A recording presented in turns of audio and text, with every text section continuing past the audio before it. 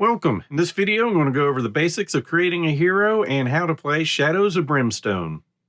So Shadows of Brimstone is a dungeon crawl type game for 1 to 6 players if you have both core sets. If you just have one set, it's for 1 to 4 players. I'm going to be starting out in the Swamps of Death. At its core, it's a scenario game where you'll be going through mines or other worlds, trying to collect goals, find objectives, and either gather your rewards or take care of the failures and level up your character in between. So for creating a character, fairly simple. Choose one of the 4 or 8 hero classes. Get your starting items, get a personal item, choose your starting upgrade, gather any class-specific cards if there are any, get a free side bag token, and then, of course, name your hero. And I have all sets, so we've got gunslingers, preacher, a U.S. Marshal, a lawman, a rancher, bandito, saloon girl, and an Indian scout. And I'm going solo, and I think the scout will be the best for me. Basically, this is giving us our class, any keywords we have, letting us know that we hit in range and melee on a die roll of 4 or higher. And most of these are going to be on a 6-sided die. We've got our stats, letting us know if we try any of these skills, that's how many dice we'll be rolling.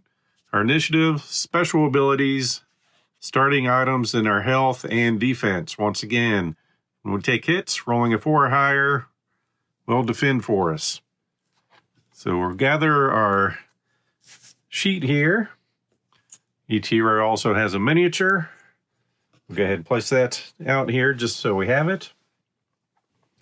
Our starting items are a carbine and an Indian hatchet. So we'll go through the starting gear stack and gather those items. So they're going to let us know if it's heavy, if it's got some upgrade slots, if it's 1 or 2-handed. And if we're shooting, it's got a range of 8 for the hexes or spaces on the map tiles, and then the number of shots. And for our melee weapon, this is just letting us know it's heavy. We'll talk about that here in a little bit.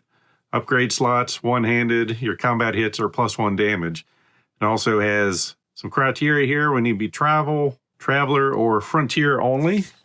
And we are tribal, so we can use this weapon, which is nice since it's starting.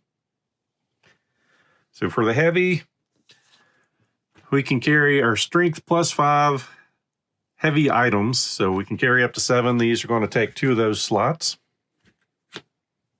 We're also going to get a personal item, and I've taken both core sets and shuffled these together. So this is going to be just something special for our own character. So we'll be starting with a locket. So it's going to give us +1 spirit, and we may add +1 to your rolls for catch your breath, which is something we do after fights. So our spirit is just going from a 3 to a 4. Then we get to choose our starting upgrade. So each class has 3 cards. So our options are heightened senses.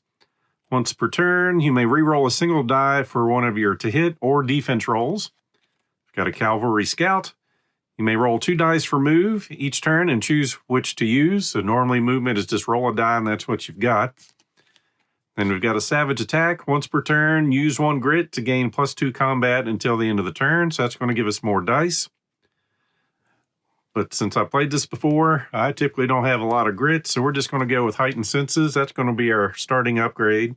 So once a turn, we'll be able to re-roll a die to one of our to hit or defense rolls. Then we'll get a free side bag token, so we can choose between bandages, dynamite, whiskey, and a tonic. And we have a limit of 5 tokens we can put in our side bag. So on the back of our rule book, it's going to go over the bandages. We can discard to heal D6 wounds. Whiskey, discard to heal D6 sanity. Dynamite, discard to throw as a ranged attack. We get a strength +3 for our range. Does D6 wounds, ignoring defense to each model in the same and adjacent spaces. And then a tonic, discard it to recover a grit. Going by myself, so I'm going to go with some bandages. And I'm not good with names, so we're just going to go with Indian Scout as our name. And that is the basics for character creation. In the adventure book, there is more information that goes over how to play your hero, starting upgrades, goes over the 3 different choices, how you level up. So when we do level up, we'll roll 2d6 and get a bonus, and we've got our upgrade chart. So we've got 4 different paths to choose from. We'll start at the top, work our way down, and we can swap. As long as we start at the top, get more things to help boost our character. And of course, to upgrade, we've got experience points and hero levels. So we're going to need 500 XP to make it to 2nd level. And in this game, once you spend those, they are gone. So we'll start back at 0. Then we need another 1,000 to get to level 3 and so forth. And then also depending on your level, that determines how bad the enemies are going to be. So starting off, we'll be level 1. So our enemies will get no bonus. And then we'll just start looking through our missions. Take a basic mission. I'm just going to go in order. So just go over some of the basics for a few Darkstone more. We'll flip to that. It's going to give us some quick flavor text. How to set up. Most of the missions are going to be used as a standard setup, and all heroes start on the mine entrance map tile as normal. So that's what I've got on the board here. And our starting positions are going to be any of these 8 spaces in the back. So typically, we're just going to start right there. Each scenario is going to have a different mission goal that we need to do, special rules, objectives, reward, and failure conditions. And also, since we're starting in the mines, we'll find the world card for the mine. That'll be in play. And that just lets us know there's no special effects that'll be going on here. So if we're starting in a different place, there would be additional effects going on. And on the back of the rule book, also get a reference summary here. So since we're playing with 1 hero, we will deal with low threats.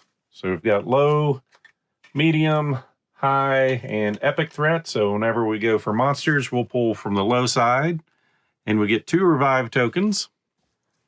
So in case we were to lose all our health or sanity, we can pop back up at least 2 more times to keep on going. So this game is going to go through many different turns until either we're KO'd, the darkness escapes, or we choose just to run away. So basically there's 4 phases to every turn.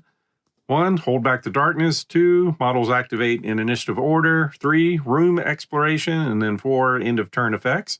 Holding back the darkness, fairly simple. 1 person in the game is going to have the light source. They are going to be in charge of holding back the darkness, which is just taking 2 dice, rolling those, and depending on what section of the depth track we're in, we have our marker. So depending on how deep we go into the mines, this will keep moving, and then the darkness is going to keep creeping back and bad things are going to happen. So as this progresses, we're going to need a 7 or higher in this section, 8 or higher in this section, 9 or higher to hold back the darkness. So we just take 2 dice, roll them. We got an 8. We pass, nothing happens. If we would fail, the darkness would move down the track. When it hits a blood splatter spot, we draw a darkness card, and these are always going to be bad for us. So we've got like ambush attacks, cards that remain in play, or we might have to do some tests. And then when it goes on the green, growing dread. Depending on the game, these will pop up all at once at the end when we face the epic threat, or some scenarios that might come out, and they're always going to be bad for us also.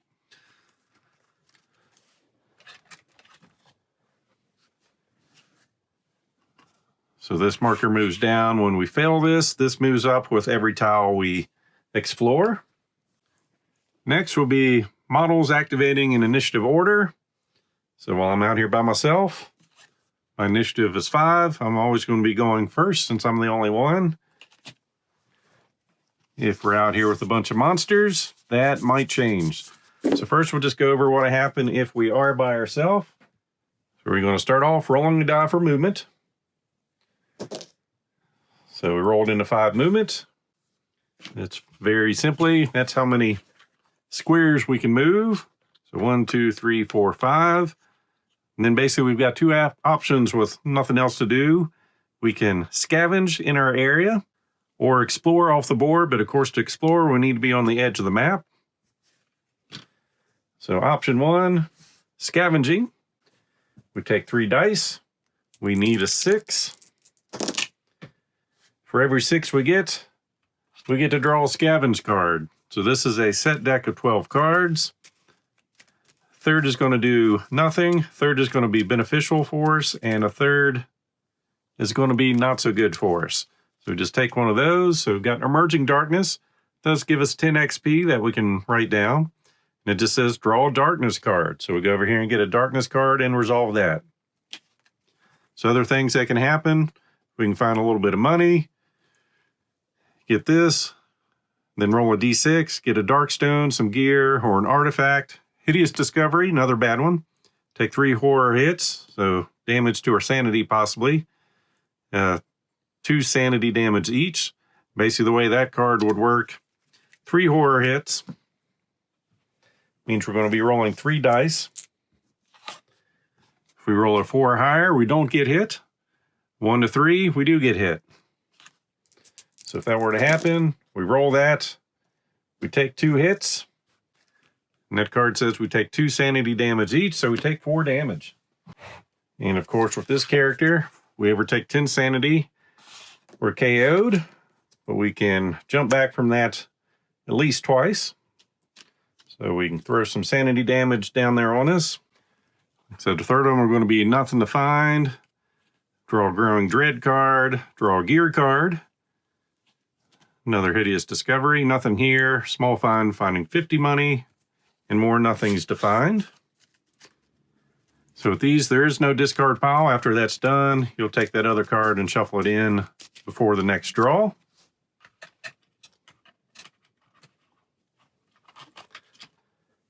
And of course, hypothetically, if we would roll a 6, instead of scavenging, we can explore. And when exploring, we just take a card from the map deck for our area. We'll flip it over and then find that tile. So we're looking for the rail tunnel. We'll move this stuff out of the way.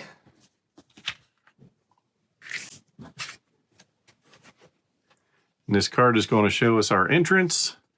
So this is where we're coming in at. So we'll place that down. We're on both tiles now. And of course, if you do scavenge, you put a token down there to show that it's been scavenged. And depending on the number of players, let you know how many times one tile can be scavenged. So back to exploring. Once a tile is laid out, we've got 12 exploration tokens. Basically, you want those randomized at the beginning of the game, and you'll put one there. So after all models have activated, you'll do the room exploration, which is flipping this tile over. So it's going to let you know how many exits you have, and then what's going to happen. With this one, we'll be drawing 2 encounter cards. Others will have an encounter card and a Growing Dread and a clue, and that is determined by the scenario you're on for what that means. Other options, you've got an attack. This lets you know you've got 1 door, but it's going to be a gate to another world. So just different things that can pop up on those.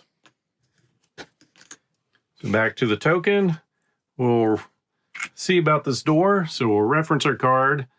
On a die roll of 1 to 3, this will be our pathway out. 4 to 6 for this one.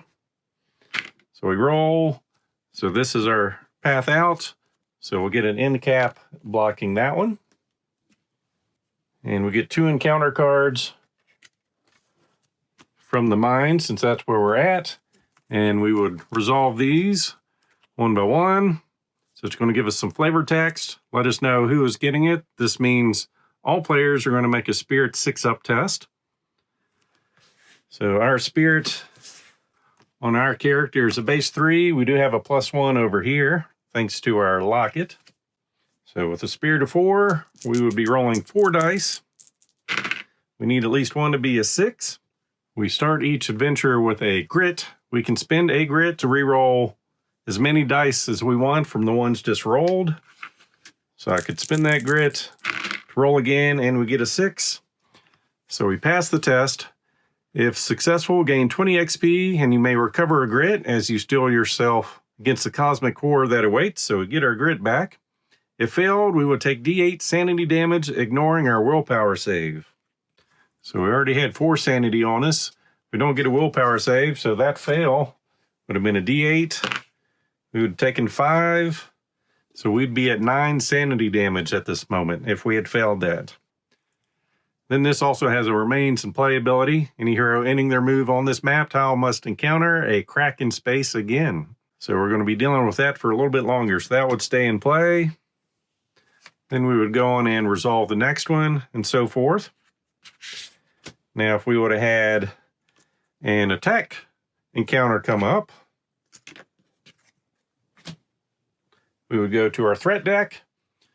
So for 1 to 2 heroes, we go to the low, and it's going to tell us what monsters we get and how many. So we're going to roll the peril die. So this has 2 3s, 2 4s, a 5, and a 6. So that's how many tentacles we would be getting. And rolled a 3. So we get our 3 tentacles, and the way they're placed, it's kind of like a checkerboard. We'll start in the farthest left corner or space, put one there, and go to the next row, cat a corner, and then the next row, we'll put another one here. And if we had more, we'd just keep on going. Actually, it would have been like so. And this one would pop out over there. We just have 3 to deal with. And we'd grab our monster card.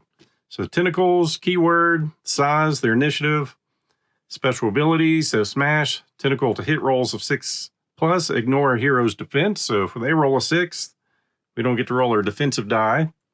Got a movement of 6. For adjacent to them and want to move away, we've got to roll a 4 or higher on a escape test. To hit, they don't have a range, but they hit on 4 ups. They're going to be getting 3 dice to roll to hit on us, and every hit's going to do 3 damage. Then for them, they've got a health of 4, defense of 2. So when we roll to attack, if we do 2 damage, we've done nothing. If we do 3 damage, 2 gets soaked up by defense and 1 breaks through. And it shows us our experience points for killing it. And then there's an elite chart. So if they do get elite abilities, which will come later in the game, roll a d6 for an elite ability, and then they'll get additional bonuses to put on their card. So let's say this was our scenario. So we ended our turn, monsters came out, we go back in for another round. So we've got to hold back the darkness. And of course, since we do have another token, this is moved. Hold back the darkness, rolling 2 dice.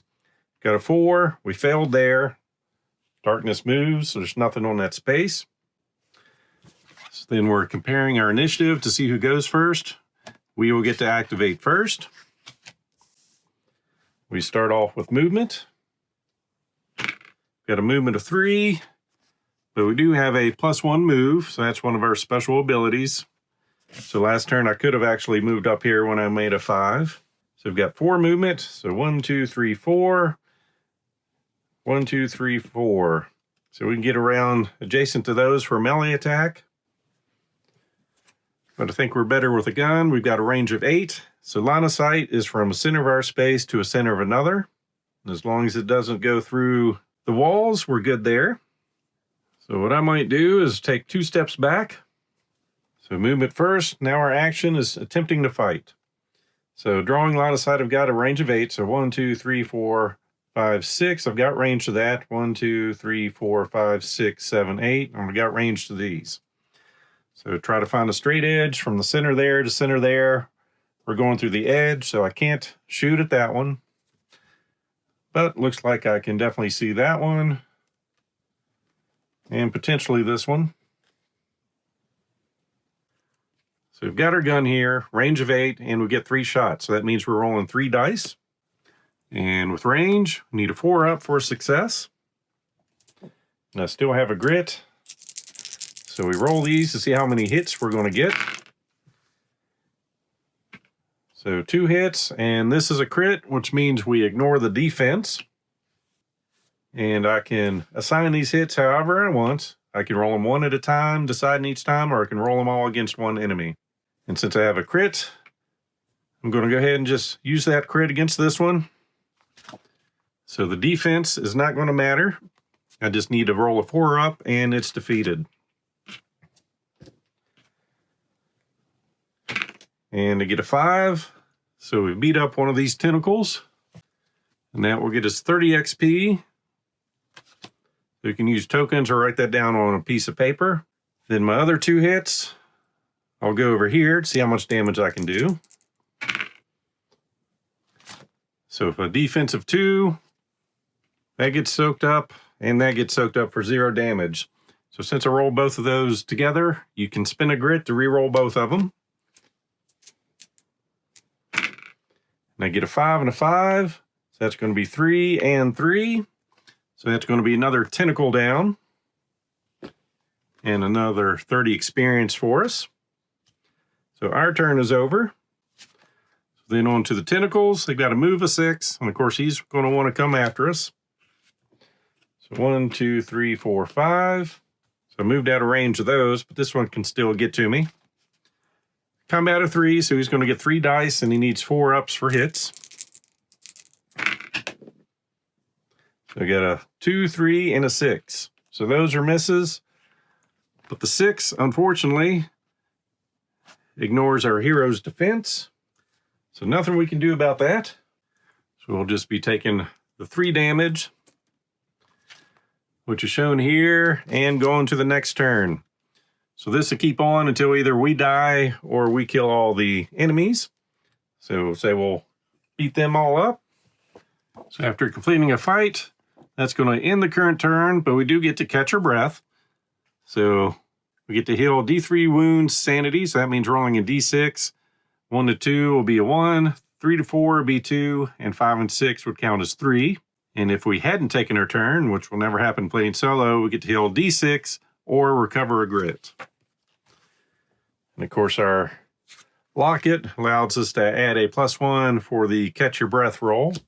So we roll 1d6. The 2 becomes a 3, which isn't going to change anything. So we get to heal 1 damage or sanity. So we'll just take a sanity off of us. And then for each threat card, they brought out creatures. We get a loot card.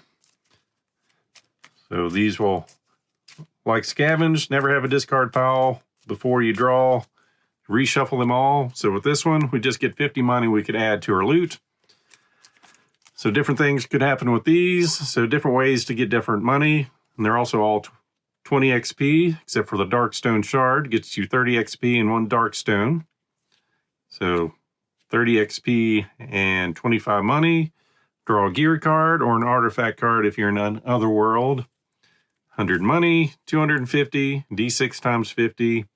Draw a gear card or an artifact in another world. D3 Darkstone.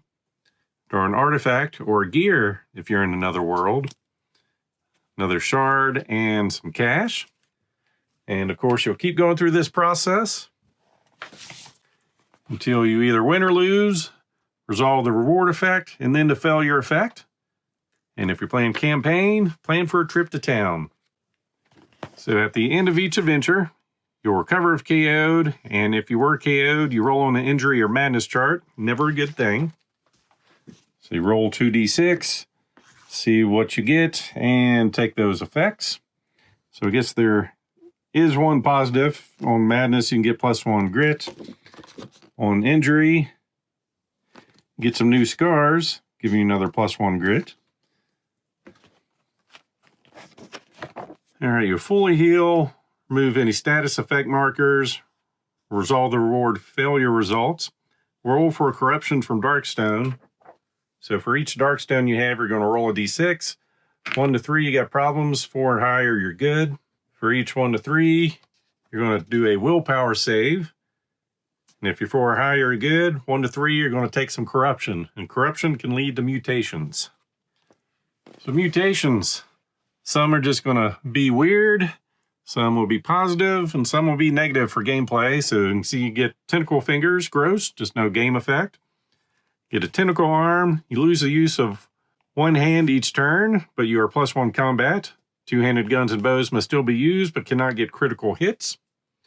Tentacle leg, -1 move each turn. A barbed tail, +1 combat, and you're also -1 corruption resistance. So typically it takes 5 corruption for you to get a mutation. This would take it down to 4. So you get some different things going on with mutations. Adds a lot of flavor to the game. Then reset your hero abilities.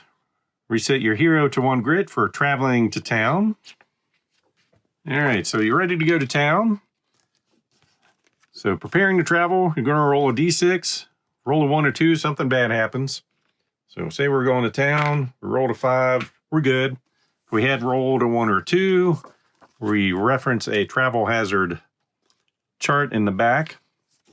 So depending on what we get with this, so we're rolling 3 d6s, adding them together to get some different things. So we could run into bandits, an army convoy, a storm, different things can happen. And then, of course, getting to town. So we've got some locations we can go to. We can stay at a hotel for each day, safest, or we can risk some bad things happening at the campsite. We've got different locations to go to: doc's office, general store, church, blacksmith, and saloon. They try to give you an idea of what you'll find there. So at the saloon, find some entertainment and buy some whiskey tokens. Frontier outpost, sell darkstone, train with soldiers, and get some bounties. Church, heal madness, get some blessed auras and cure corruption. The general store, a lot of things to buy. The doc's office, heal injuries and mutations and buy some bandage and tonic tokens. And the blacksmith, forge some darkstone and buy horses.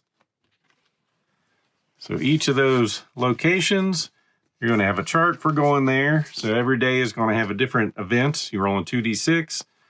So typically around the 7 mark is just no event as usual. Anything lower than that, probably something negative is going to happen. Anything higher than that, you might get a bonus at the place. So just got different things you can purchase. And then you'll prepare for the next adventure once you spend a couple days in town. So you've done an adventure, went to town, and you're ready for your next adventure. So you'll select your next mission, reset your hero ability tokens, reset your hero, basically getting 1 grit. And just note that any wounds, sanity damage you took during your town stay remain with you for the next adventure. And that is the basics to creating a character and the basic steps of gameplay. I do hope to get some solo plays in here eventually for you to check out. So as always, I hope you enjoyed this video. If so, please click on the like button below and be sure to subscribe. Thanks for watching.